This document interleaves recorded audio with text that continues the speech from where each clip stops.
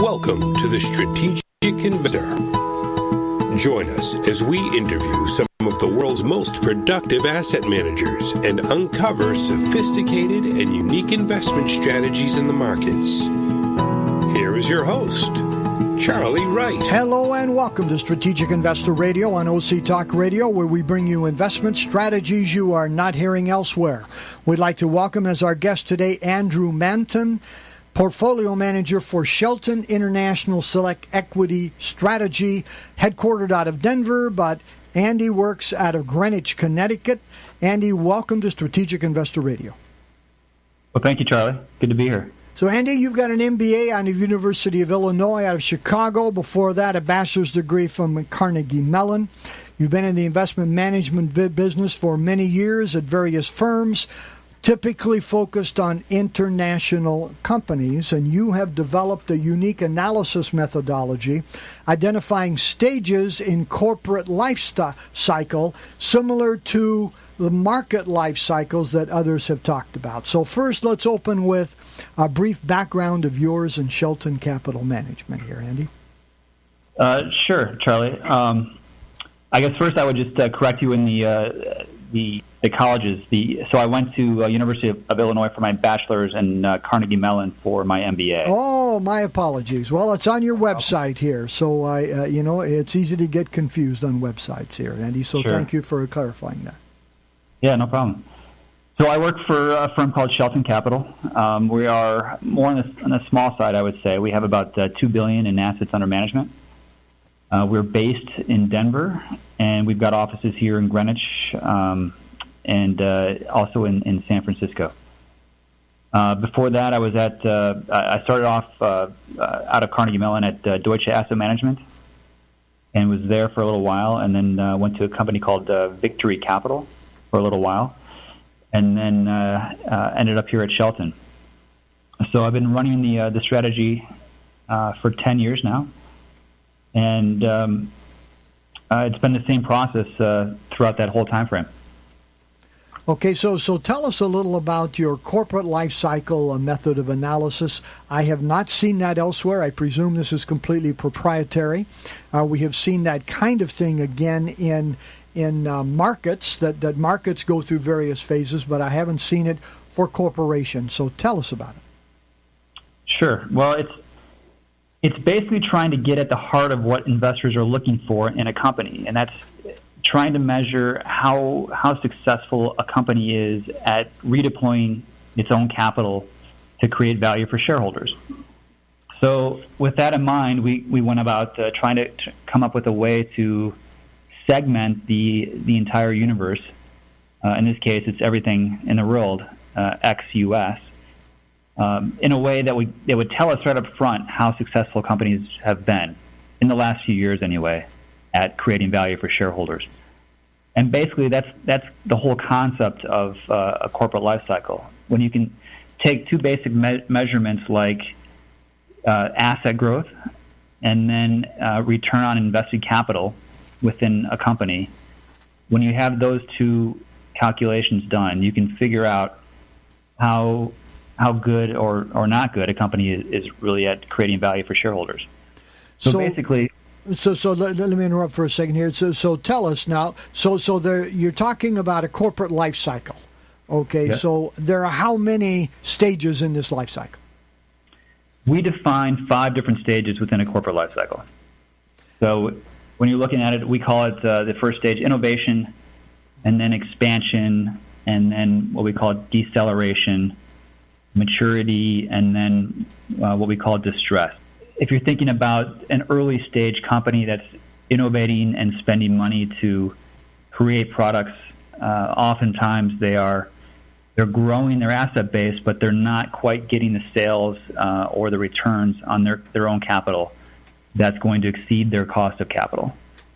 So we put that in the first bucket, or innovation. And so you have these 5 buckets or 5 stages, and can you identify, are you very confident and comfortable that the stage you are identifying is actually the stage that they're in? Are there other confirming factors? Yeah, that part of our process is done quantitatively, and we can definitely quantitatively screen out companies and determine what stage they're at, or what stage they've been at over the last 3 years. So that part is not objective in the sense that we're looking at a company and trying to guess. It's definitely a quantitative part of what we do. Okay, and when you do that, then how do you use that as a factor for investing? So once we know that, it gives us a pretty good sense for what we should be looking for in the company's business plan. So everybody has got their own idea for what they should be doing going forward. But what we want to know is if we've identified a company that's, say, in the expansion phase, that's growing very quickly, what we want to know up front is that there's a plan in place to keep them growing, to keep their returns on their investments growing at a much faster pace than the rest of the market. So we'll look for their competition coming into the market. We want to know that they've identified that competition. We're going to look for just the overall business plan in terms of any signs for complacency. So, the other side of the cycle and the more mature stages, we're looking for things that are going to, that they've identified to turn around the company.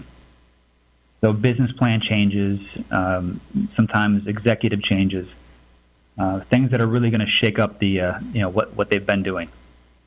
Okay, so let me ask a couple of poignant questions here. Let's take two companies, and you tell us how well they fit or didn't fit and why in your system. Let's start with GE. They're falling apart. They've been removed this past week from the Dow Industrials. Their price is at half of what it was, a year and a half ago. They're selling companies. They're looking at selling more companies. Were they identified as, in the final fifth stage by you guys, or were there reasons why they weren't? They were. I mean, this hasn't been a quick undoing of the company. It's been somewhat slow, so we've been watching them fall apart for the last couple of years. So yes, it was what we call a distressed company, and that doesn't necessarily mean that they're financially distressed. It just means that they're not creating value for shareholders anymore, in the form of returning more than their cost of capital. Okay. So they were in the distressed bucket, and what we would have to see from them is that they have identified ways that they can turn that around. And in this case, they are trying to, and they're trying to sell off companies divisions, as you said, and really shaking up the company in that way. And that's typically what you see from a company in that stage. Okay. So now let's take the opposite of that, Netflix. Their stock price has been going crazy. Where have you had them in these stages, and has that been accurate? Yeah, so they're what we call an expansion company. They're which is the second phase, I'd say, of the life cycle. So they have definitely, that's been accurate. They're growing their asset base quite a bit. They're investing heavily for growth, for future growth, and they've been seeing that growth in the form of higher returns. So that was definitely accurate, and that story has been a very good one. So now you're really focused, however, on international companies, correct? That's correct. So a natural question here, Andy, would be, do you know enough about the markets that these different companies are in, from Scandinavia through Northern Europe and Southern Europe and Asia and the like, to be able to really judge in ways that it would be easier to judge if you were only in the U.S.? Well, I think that comes through a couple of different things. One is experience. I've been looking at the rest of the world for a long time now, and so I've got a sense for many different countries. Not all countries, but many different countries. And you're right. When I look at a company, I definitely have to consider what country they're in, and that country has its own culture, its own corporate culture, its own set of issues and problems. So, the one thing with international investing that people always ask is, well, do you hedge your currency? And the answer to that is no, we do not. And there's several reasons for that. But really, we have to take a stance on what we think the currency is going to do. And with the currency comes, a whole macro view of that country. So we have to be comfortable with the surrounding environment of the company and not just the company itself. Yeah, I can see that. You've taken on one heck of a challenge here, Andy. You've created a new system methodology, really, for analysis, and you don't really have others to rely on. I presume you guys, this is your creation, and you guys the only ones doing this. To my knowledge, yeah. I mean, I don't know if we came up with this, but we've definitely expanded it in a much more detailed scientific way, I would say. I mean, I would just say that it's not so different from what other investment teams or even other individual investors do, because we're trying to get at the same thing. We just do it in a bit more of a scientific way, I would say. I'd see. Okay. Yeah. And that makes sense. But then you apply it to international business, and so you've got, as you say, the cultures and the environment of Greece and Germany and Norway and Latin America, Brazil. Oh, my goodness. You've just really taken on a challenge. You must really enjoy this. I love it. But you're right. There is a lot to think about. I mean, I've got 40 stocks in my portfolio that I have to always be up to date and following, but I also have the whole macro environment in all the different countries we invest in to worry about as well, and even countries we don't invest in, because they do ultimately affect. So, what misperceptions do you see about your system and methodology here by by investors and advisors here that you have to overcome?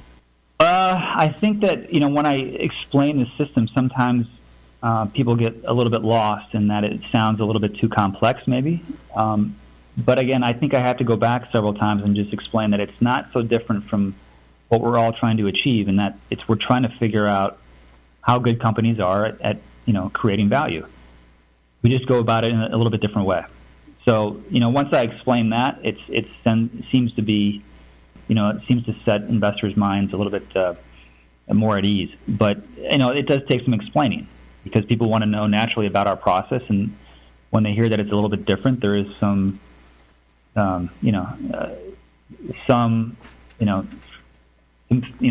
fear, but some kind of worry that we're doing something completely off the grid here. They're concerned. So do you do this as a research company and then make this research available? Do you have on your website here various companies, and here is where they are in their stage, or do you just use this as analysis factors for selecting the stocks that you're buying for your fund?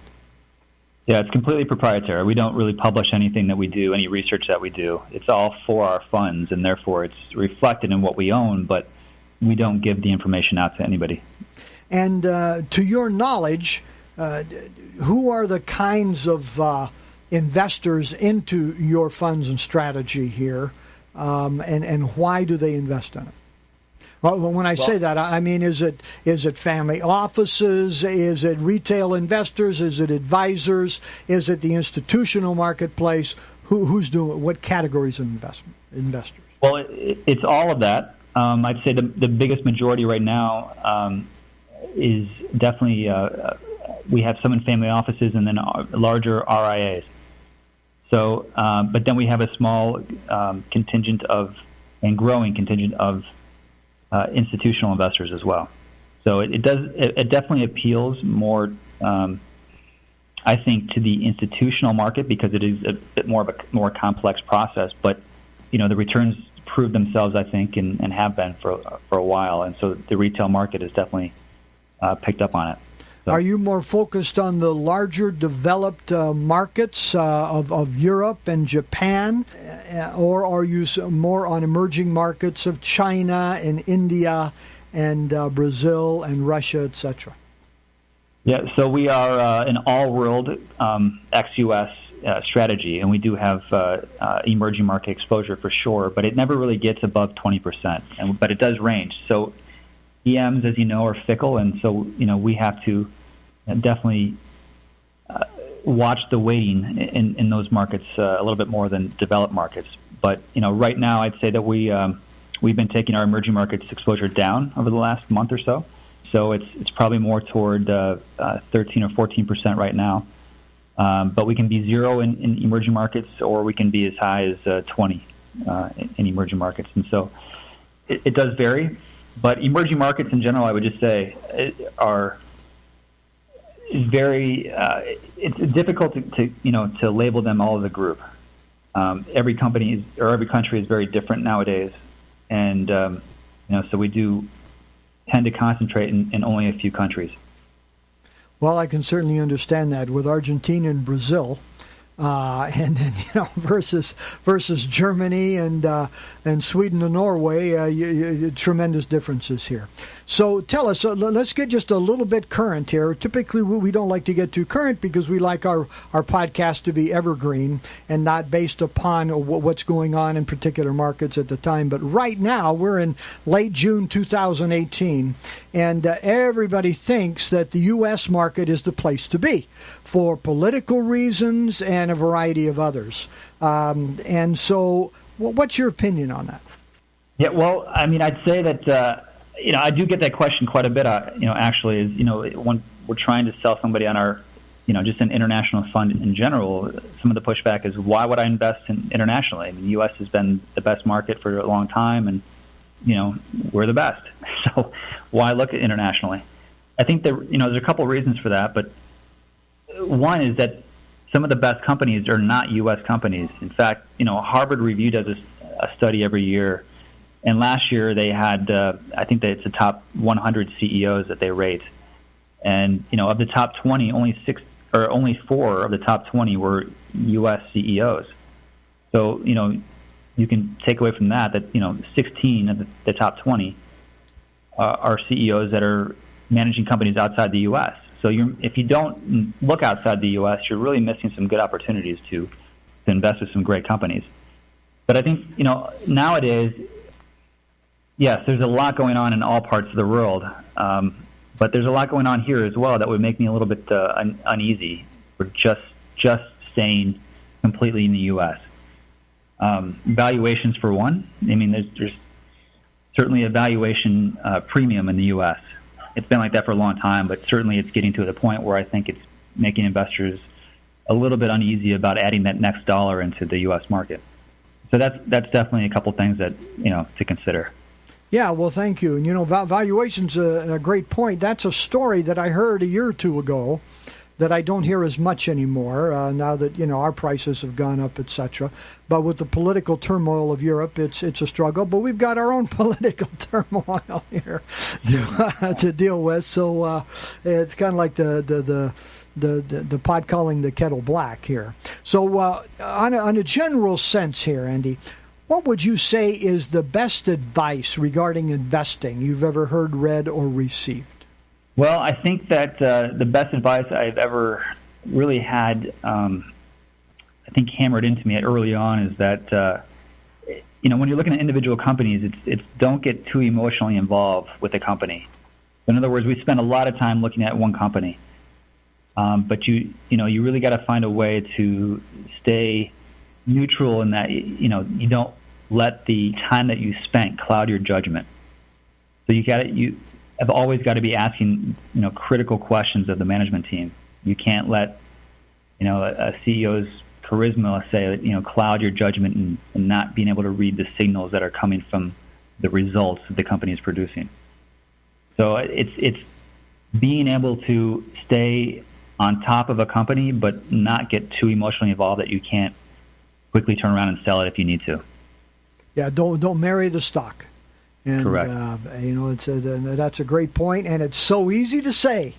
And yet, when it's performed well for you and you'd owned it over the years, etc., I'm sure many people have held on to GE longer than one would expect them to because, sure. GE's always been there for me, and my father owned it and all of that kind of thing, So another question. I live in, real quick, I live in Fairfield, Connecticut, where GE was headquartered for so many years, and I occasionally I'll run into the retired GE worker, and it's heartbreaking to see what's going on with their their long-term holdings of GE, and I think that's the real shame is that's right. Not just the long-term shareholders in general, but it's the ones that have worked there and put their life into the company. They have. And I read there was an article in the Wall Street Journal, probably, I don't know, a month or two ago, on that very subject. They took GE, and the depressed stock price has just really hurt a lot of people, and some of them had to go back to work because they had such a large portion of the retirement savings in GE. And why wouldn't they? Because, it had always been such a great company, strong, etc. So, it's got to be tough to see those people. Question we'd like to ask all of our guests here, Andy: what keeps you awake at night? Well, I think several things. I mean, the good thing about, I'd say, what I do is that I don't really feel, I'm not all that worried about the companies that I own. I think that I know so much about them that I'm not up at night worrying about what my portfolio is going to do the next day. I think what I tend to think more about is something we talked about a little earlier. It's more of the the macro nature of international investing, and I tend to think about what's going on with different countries, and I think specifically what I'm worried about these days is I think just debt overall, and specifically Japan, China, and even in the U.S. I think that debt levels have gotten to a pretty worrying point. I think specifically, if you look at Japan, I mean, nobody talks about this anymore, but the demographic shift in Japan is happening so quickly that it's really starting to have a huge effect on the workforce, but on the pensions in general. And what we've seen there over the last few years is Abenomics, has not worked. They're trying to grow their way out of all the problems that they're having, which is low growth, low GDP growth and deflationary pressures. And this is just not working. They're trying to implement a sales tax over there that they desperately need, but they can't. Abe he's pretty worried about the effects that's going to have on the economy, and rightly so. But they need the revenue. They have huge debt levels, public debt of close to 250% of GDP, total debt over 400% of GDP. Such huge leverage, I would say, makes them hugely sensitive to small increases in interest rates, which are already, as you know, extremely low.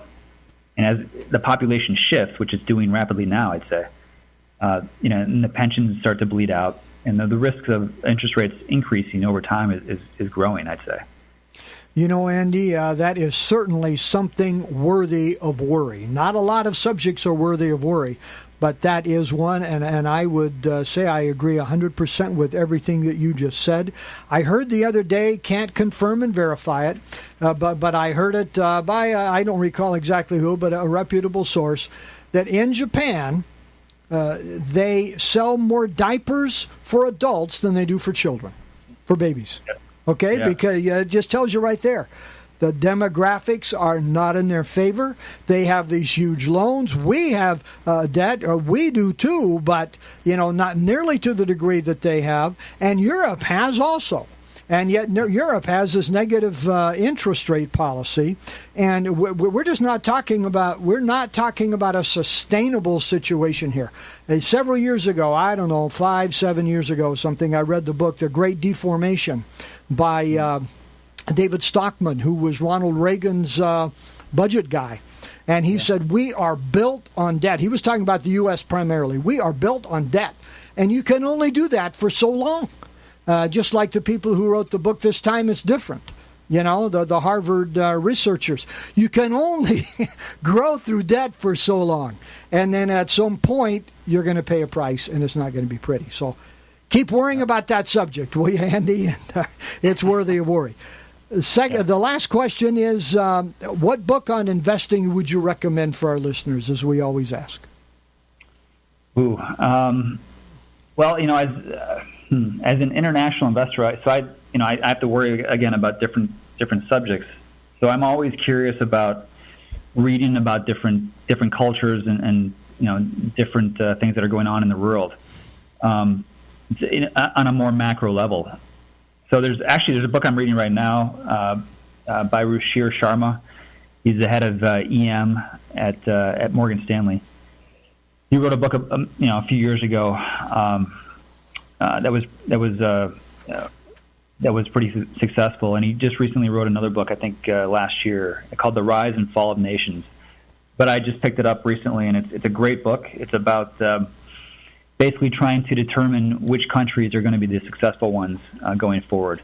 Rushir he travels all the time, so he has a great sense of for what's going on out there, especially in emerging markets. But he's been very critical about many different emerging markets, specifically India and China.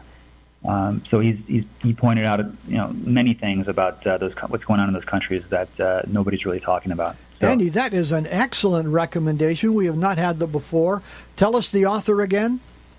Rushir Sharma. Sharma? Yep. Yeah, Rushir is Ruchir. Hey, thank you very much for that. Really appreciate it. So, for those who would like to know more, where can they go? The website is sheltoncap.com, and that's probably the easiest place to go. And my information's on there. Our sales representative's information is on there as well. And for somebody who would like a familiar voice to kind of reach out to, your contact information? Yeah, you can honestly call me directly. My office number is 646-335-2321. Okay. Hey, well, thank you very much for joining us. Final words for our listeners here, Andy. Well, just that I think that international investing is nothing to be scared about. I think that the best companies that I've run into over my experience investing money has been finding companies in outside the U.S. So I think that once you start looking outside the U.S., it's a big world out there. So feel free to call me if you have any questions about international investing in general or just about what we do. Okay. Well, thank you very much for taking time out to talk to us, Andy, and our best wishes to you and to Shelton Capital Management to continue to be successful here. Thank you for joining us. Thanks, Charlie. Appreciate it. Again, we've been talking with Andy Manton, Portfolio Manager for Shelton International Select Equity Strategy. You've been listening to Strategic Investor Radio on OC Talk Radio. We'd love to have you contact us at info@strategicinvestorradio.com. Go to our website to hear podcasts of all of our interviews and shows. I'm Charlie Wright. Appreciate you being here. Wishing you an enjoyable week and productive investing. Strategic Investor Radio is a production of OC Talk Radio and is provided for educational purposes only. Content of this program and the views of the guests should not be considered as recommendations by OC Talk Radio or investment advice from the host Charlie Wright or any other entity attached to this production. Investors should always consult qualified financial, investment, tax, or legal professionals prior to investing.